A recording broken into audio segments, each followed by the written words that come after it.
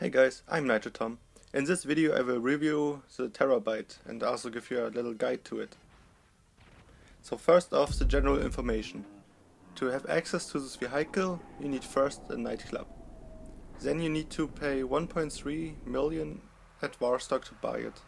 And for 3.2 million you get all the upgrades for the inside of the vehicle. Like the missile station, the drone station, the workshop for the Oppressor Mark II. I will make a video for this very soon. And yeah, it has 2 seats and of course infinite space in the back. Like you could fit the entire lobby there, in theory. I would love to see how it looks. It has a primary and a secondary color and no liveries. For the performance, I can say that it steers quite well for what it is. You can see right now a top speed test, not a top speed test, more like a drag race between the MOC without the truck, the Terrorbyte and the Pounder Custom.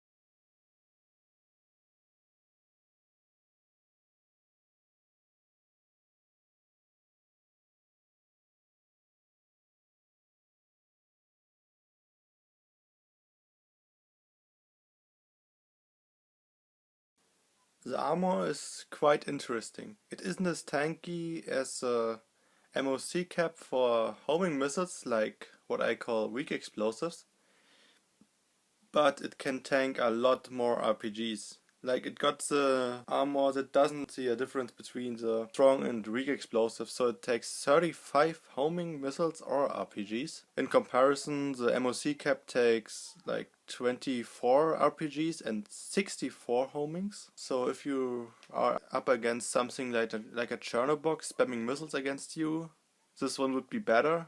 If you plan on tanking this stuff instead of attacking the Chernobog. Well, most of times it's 34 sadly, because just a few crashes already reduce one of the possible hits. It's also more tanky against tank and flak cannon, which it takes 6 instead of 4 like for MOC cap. The explosive sniper, it will be expensive for the marksman using the sniper. He needs 84 shots with it to destroy the Terrorbyte. Now to the weapons of the Terrorbyte. The big missile launcher, it has a range of 545 meters, like most vehicles in the game. The lock-on range is 400 meters. However, once you got the lock, then the lock will follow pretty much forever, no matter how far he gets away. Of course, the missiles still can't surpass their own range, but you still have the lock. It can lock on to 6 targets at once maximum. I wasn't able to get more. If it's possible to get more, then well, I wasn't able to get it. After 6 the targets just keep switching. Like I get a 7th target and lose another target, so it's back to 6 all the time. A unique thing about it is it can lock onto players on foot. There's some very griefy aspect about this launcher. It ignores any lock-on protection. So Titans that are used to sell for the warehouse, any other delivery vehicles that have a lock-on protection feature or are not lock-on-able, or aircraft with chaff countermeasure, it still gets locked on. Completely ignores it. So now to the fire rate. If you free aim, you get 45 RPM. It's quite slow, but at least there's a reason for that. And if you have the missiles locked onto something, it drops down to 14 RPM. If it's always one missile per shot.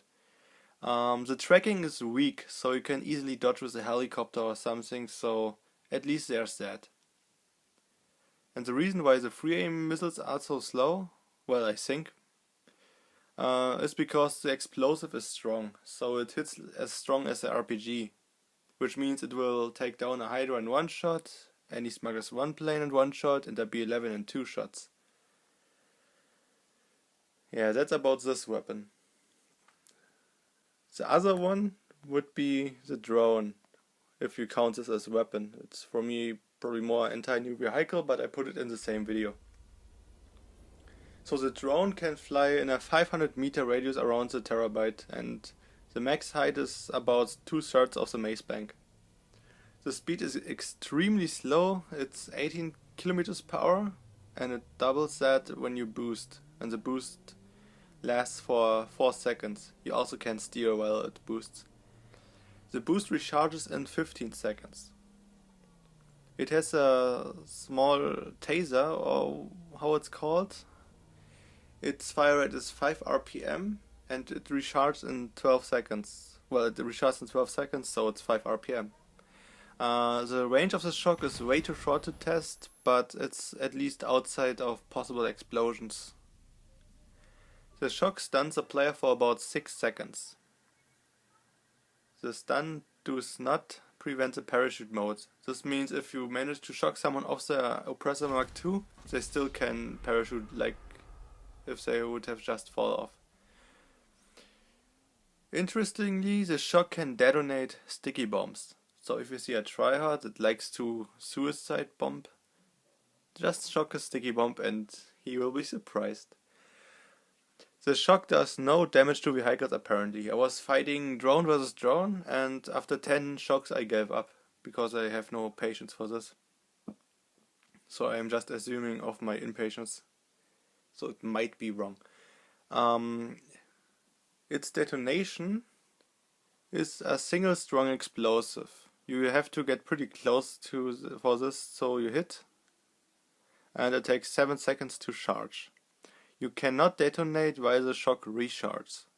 So shocking someone and then detonating on him, that's not an option.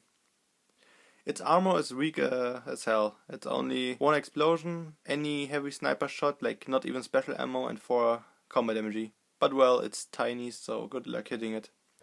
Now the other features of the Terrorbyte. First, you can use a player scanner. It has no advantage at all, but you can see some information about the player. Sadly, you can't see playtime, but well, it's some fun toy to play with, I guess. Another feature is the big computer. There you can do client jobs and resupply your businesses, but you can't buy supplies for the bunker or the MC businesses, which is unfortunate. And the client jobs, there are 6 missions. 4 of them are soloable, and only the solo ones pay actually well, like all around 31k, and they are quick. The ones that have a fixed location need you to stay away at least 300 meters. It is a session-wide activity, but it does not trigger 5-minute cooldowns of MC or VIP missions, which makes it a nice fill between VIP grinding. The soloable missions have a 30-minute cooldown for themselves. The team ones have 10 minutes cooldown, and when you're done one of the missions, there's a 5-minute global cooldown for the client jobs. The soloable missions pay 30k, the team ones pay 12k. Little recommendation for the solo missions: do the diamond one. You can just start it up. You don't need to take the Terrorbytes there. You can just take your brother to the location, pick the diamonds up and deliver them. It's like hostile takeover, just with double pay, basically. It's really good. And yeah, that's about the client jobs. So is this Terrorbyte worth it? I would say yes, it's very worth it. You need it for the completely overpowered Oppressor Mark II, and you can also play around with this weapon, and the client jobs pay quite well. It will be useful in one or another way. And the Oppressor, I make a video later on, just alone the existence of the bike and needing the Terrorbyte to upgrade it makes the Terrorbyte worth it, even if I don't like the Oppressor Mark II. So regarding a PvP guide, this vehicle is not that viable. You can take it to open places and shoot at people on foot, but that's about it what you can do with a vehicle. Outside that, it's a pure griefing tool, to be honest. Like, you could easily shoot down these promotion buzzards, for example, because their lock-on protection doesn't work against the Terrorbyte.